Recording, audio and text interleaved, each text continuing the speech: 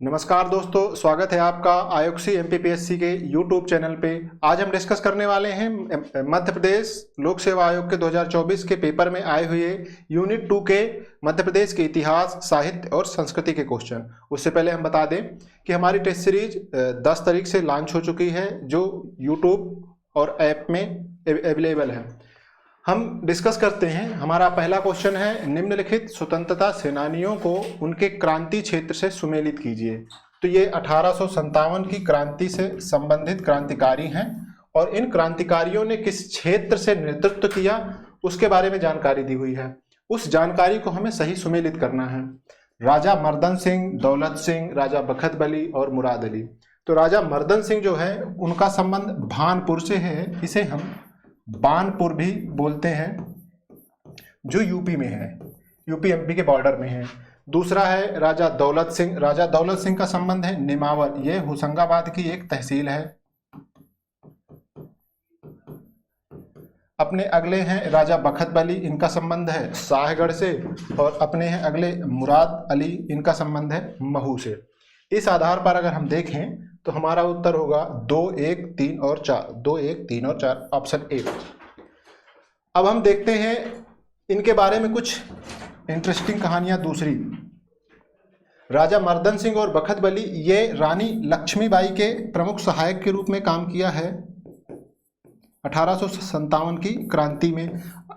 रानी लक्ष्मीबाई के साथ इनने 1857 की क्रांति महत्वपूर्ण योगदान दिया। इसके साथ ही जब रानी लक्ष्मीबाई की डेथ 18 जून 1857 को हुई, उसके पश्चात ये अकेले पड़ गए।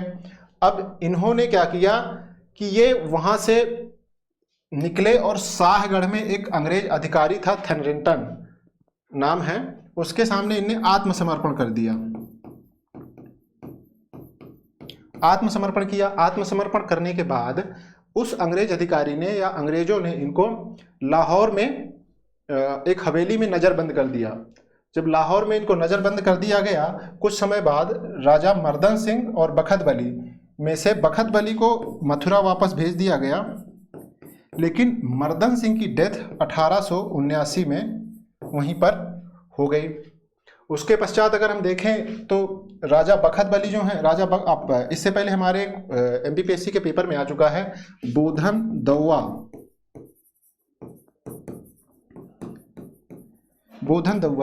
जो राजा बखत बली के सेनापति थे। और देखें मुराद अली, तो ये महू से हैं। वहीं महू इंदौर, मालवा का प्रमुख क्रांतिकारी क्षेत्र था इंदौर, और इंदौर के थे सादत अली खान। सादत अली खान, इन्होंने होलकर रेजिमेंट से, सादत अली खान ने होलकर रेजिमेंट से नेतृत्व किया था 1857 की क्रांति में। तो इस प्रकार इसके फैक्ट है। देखते हैं अगला क्वेश्चन। अगला क्वेश्चन है, नर्मदा नदी का साहित्यिक संदर्भ सर्वप्रथम कहाँ मिलता है? तो नर्मदा नदी का सर्वप्रथम साहित्यिक संदर्भ शतपथ ब्राह्मण में मिलता है। इसके अलावा और साहित्यिक संदर्भ कहाँ मिलता है? स्कंद पुराण में भी। स्कंद पुराण में भी नर्मदा नदी का साहित्यिक संदर्भ मिलता है। स्कंद पुराण में इसे दक्षिण की गंगा कहा गया है।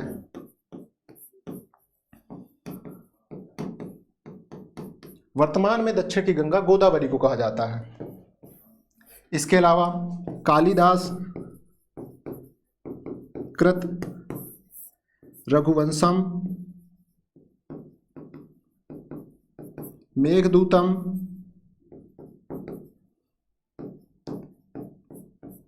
मेघदूतम में रेवा या नर्मदा रेवा नाम से इनको जाना जाता है, और रघुवंशम में भी इनका उल्लेख है। वहीं इनका दूसरा उल्लेख अमर सिंह कृत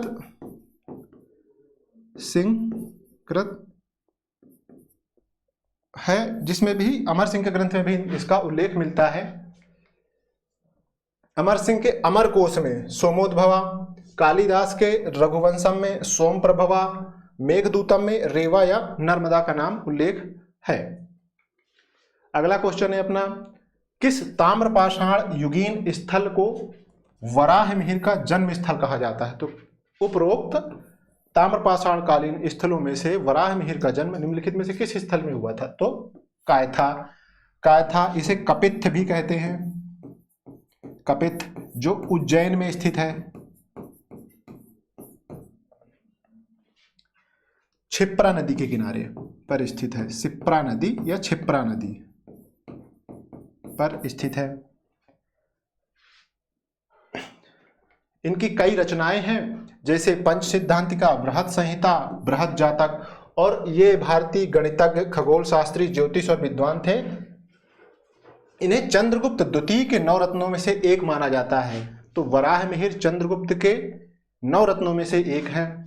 अगला क्वेश्चन है, निम्नलिखित में से कौन सा युग्म सही सुमेलित नहीं है? मतलब कौन सा युग्म गलत है, गलत छांटना है। इसमें से 3 सही है और 1 गलत है।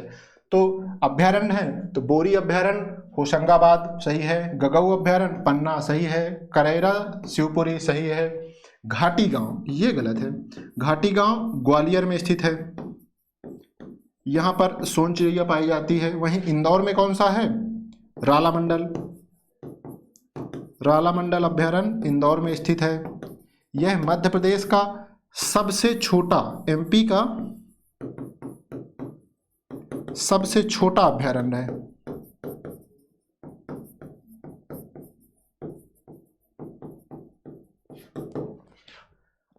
देखते हैं अब नेक्स्ट क्वेश्चन। अपना अगला क्वेश्चन है, शंकरराव पंडित का संबंध निम्नलिखित में से किस विधा से है? विधा, सितार वादन, मृदंग वादन, ख्याल गायकी, कथक नृत्य। तो शंकरराव पंडित हमारे गायक थे, वो ख्याल गायकी से रिलेटेड हैं, ख्याल गायकी से रिलेटेड हैं। इन्हें ग्वालियर घराने का माना जाता है या ग्वालियर घराने से संबंधित माना जाता है? तो कौन सा घराना? ग्वालियर घराना। अगला क्वेश्चन है, गम्मत लोकनाट्य। गम्मत लोकनाट्य का सूत्रधार क्या कहलाता है? सूत्रधार मतलब एंकर। गम्मत लोकनाट्य है किस एरिया का? ये निमाड़ का है।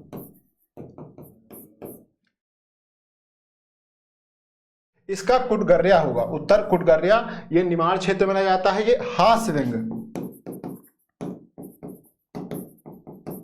हास्य व्यंग है और उसके आधार पर आगे किया जाता है। और ये कुटगर्या ये नवरात्रि, होली और गणगौर के 3 मौकों पर मनाया जाता है। लोकनाट्य, इसके लिए मृदंग और झांझ की आवश्यकता होती है। मध्य प्रदेश का लोकनाट्य माच है। अगला क्वेश्चन है अपना, मोहनखेड़ा जैन तीर्थ निम्नलिखित में से किस जिले में स्थित है? मोहनखेड़ा जैन तीर्थ स्थल निम्नलिखित में से किस जिले में स्थित है? तो मोहनखेड़ा जैन तीर्थ स्थल धार जिले में स्थित है। धार की सरदारपुर तहसील से कुछ दूर स्थित है। यह एक जैन स्थल है। इसमें भगवान आदिनाथ यह भगवान आदिनाथ का स्थल है। यहाँ पर क्या हुआ था, 1884 के आसपास दादा गुरुदेव एवं श्री विजय राजेंद्र सूरी जी भ्रमण कर रहे थे और इन्हें भ्रमण करते हुए देखा कि यह स्थान बहुत अच्छा है, व्यवस्थित दिख रहा है। तो इन्होंने कहा कि यहाँ पर एक मंदिर का निर्माण करते हैं, जो इनने मोहनखेड़ा में भगवान आदिनाथ के नाम पर एक मंदिर का निर्माण करवाया। यह सफेद संगमरमर से निर्मित है। देखते हैं अपना अगला क्वेश्चन। अपना अगला क्वेश्चन है कि कुमारगुप्त और बंधुवर्मन के 10 पूर्व अभिलेख के संबंध में कौन सा कथन गलत है? तो कुमारगुप्त के और बंधुवर्मन से संबंधित ये अभिलेख है, इसके संबंध में गलत तथ्य देखना है। तो देखते हैं पहला, इस अभिलेख में रेशम बुनकरों की श्रेणी द्वारा सूर्य मंदिर का निर्माण का उल्लेख है, बिल्कुल सही है। यह भारत में विज्ञापन परंपरा का प्राचीन उदाहरण है, यह भी सही है। इस अभिलेख में 10पुर को पश्चिमपुर भी कहा गया है, यह भी सही है। इस अभिलेख की रचना भवभूति ने की, यह गलत है। इस अभिलेख की रचना वत्स भट्टी ने की थी।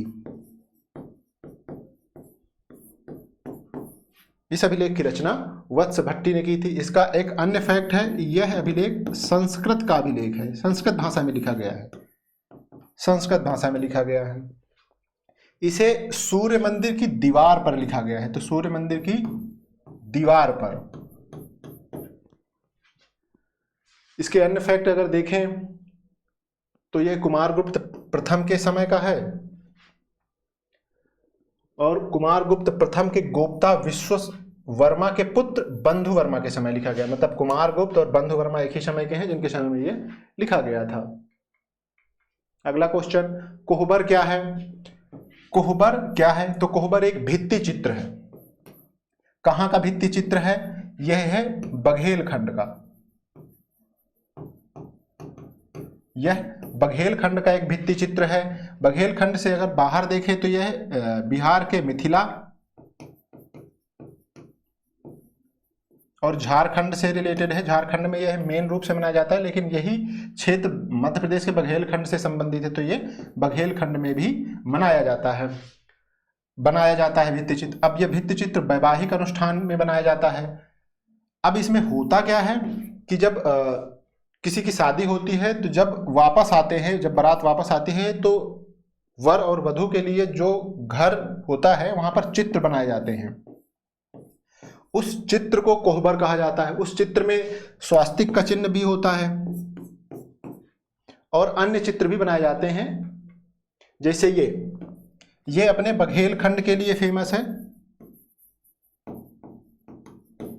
और ये वाला जो चित्र है ये बिहार के मिथिला और झारखंड वाले एरिया के लिए ये चित्र बनाए जाते हैं। इसमें मसलन लाल, काला, पीला, सफेद रंग आदि रंगों का प्रयोग किया जाता है। इसे कौतुकगार भी कहा जाता है। क्यों कहा जाता है? किसे कुल देवता का स्थान भी माना जाता है, तो कुल देवता जहां स्थापित होते हैं उसे कौतुकगार भी कहते हैं। तो ये कोहबर से ही संबंधित है। अगला क्वेश्चन है, यशोधर्मन के सौंदनी अभिलेख के रचयिता कौन है? तो यशोधर्मन का सौंदनी अभिलेख ये कहाँ है? मंदसौर। और मंदसौर के जो सौंदनी अभिलेख है, वैसे ही 2 अभिलेख और हैं जिनके रचयिता नहीं मिलते हैं या उनके रचयिता का नाम उसमें उल्लिखित नहीं है, लेकिन इसमें से जो वासुल कवि हैं ये यशोधर्मन के काल के हैं। इसलिए माना जाता है कि यशोधर्मन ही सौंदनी और उन अन्य अभिलेखों के रचयिता हैं। तिथि विहीन पाषाण स्तंभ लेख यशोधर्मन की जानकारी देती है, वासुल रचनाओं से पता चलता है। और मंदसौर से करीब 4 किलोमीटर दूर ये सौंदनी गांव है और वो यशोधर्मन औलिकर वंश का प्रमुख शासक था। ठीक है, अपने 10 क्वेश्चन यहाँ पर खत्म होते हैं। अब हम आपको मिलते हैं नेक्स्ट वीडियो में।